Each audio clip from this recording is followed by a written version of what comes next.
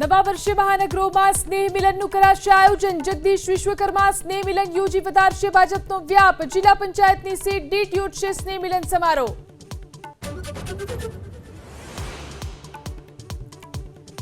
અમદાવાદના બોપલમાં રેવ પાર્ટી પર દરોડા. 2 ભારતીય અને 20 એનઆરઆઈની કરાઈ ધરપકડ. ઝડપાયેલા શખ્સ મોંગોલિયા અને કંબોડિયાનો હોવાનો ખુલાસો.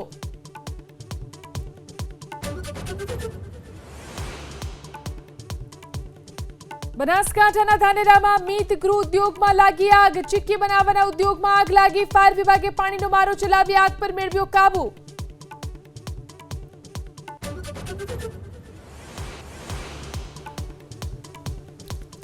રાજ્યના ખેડૂતો માટે માઠા સમાચાર. હવામાન નિષ્ણાત અંબાલાલ પટેલે કરી વરસાદની આગાહી. આગામી 48 કલાકમાં રાજ્ય પર વરસાદનું સંકટ. તારીખ 26 થી 30માં ગુજરાતના ઘણા ભાગોમાં ભારે વરસાદ થવાની શક્યતા રહેશે અને શિયાળે ચોમાસા જેવો વરસાદ થવાની શક્યતા રહેશે.